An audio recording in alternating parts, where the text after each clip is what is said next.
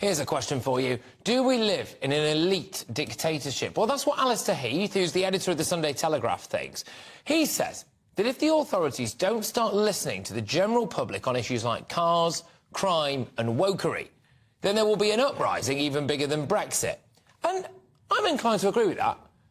The majority view now on loads of things, we could add trans issues in there, for example, what kids should be taught at schools. The majority view does not appear to be what's being upheld by the people who we put in charge.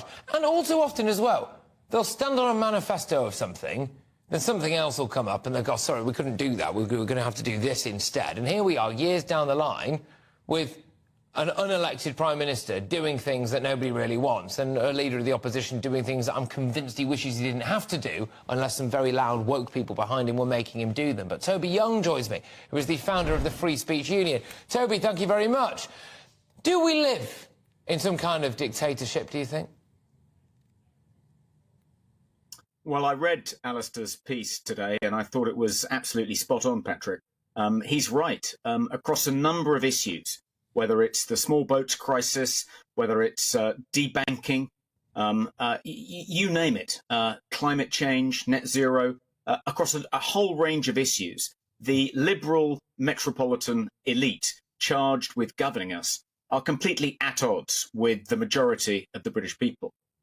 One of the supposed failings of democracy is that sometimes the majority can impose its will on the minority, and we have all sorts of mechanisms in place to prevent that from happening, to protect minorities from being bullied by the majority. But what we don't have in place, Patrick, and seemingly less and less, is a way to protect the majority from a belligerent, aggressive, elitist minority. Elections are supposed to be the great way in which the majority can protect themselves of having unpopular views imposed upon them by a liberal metropolitan elite. But the problem is that on so many of these issues, particularly climate change, but also migration, the parties all seem to have the same policy. It's a uniparty. So who do we turn to if we want to protect ourselves from this elite? It's not clear. Now, I've got a theory on this, which is that when you have a load of money in the bank and everything is rosy in the garden and nothing really can affect you that easily, you can afford to have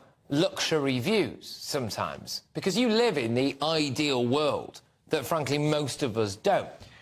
But we are most of us. The public is most of us. The electorate is most of us. And so what matters to the electorate does not match up with the elite views of people. Unfortunately, those people are the ones who tend to rule over us.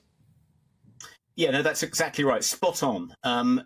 A sociology PhD student at Cambridge has come up with this concept of luxury beliefs, which is a really powerful concept. And the idea is that members of the elite, high status, well-off people, have these beliefs that they articulate, which are intended to advertise their virtue, but cost them absolutely nothing. So, for instance, you can be in favour of open borders, of unrestricted migration, and that costs you nothing because you probably live in an area with gated communities. You may appreciate the low cost of hiring domestic help.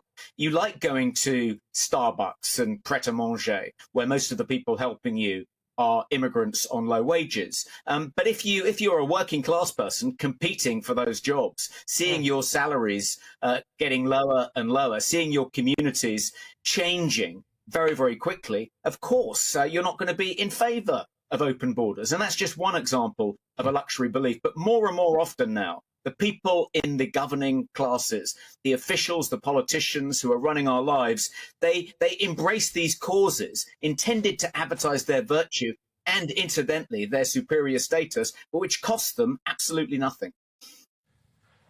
Yeah, indeed. And when it comes to this issue of there'll be an uprising bigger than Brexit, what do you think that means? Well, without an opportunity to cast our votes at the ballot box for a party that doesn't embrace the consensus liberal elite view on all these issues, it's not clear what form that would take. Is Allister saying that there'll be some kind of popular uprising, civil unrest, something like what we've seen in France over the summer? I can't see that happening in the United Kingdom, at least not yet. I think we're quite far from that. I think the likeliest scenario is that if Rishi Sunak loses the next general election, which is more likely than not at this stage, there'll be a fiercely contested Conservative leadership election. And in that election, there may emerge a candidate who does depart from the consensus on issues like the small boats, on issues like the cost of living, debanking, net zero. And that candidate may do very well and go on to beat Keir Starmer at the next election but one. We'll have to see. Toby, thank you very much, as ever. Toby Young there, who is, of course, heading up the Free Speech Union.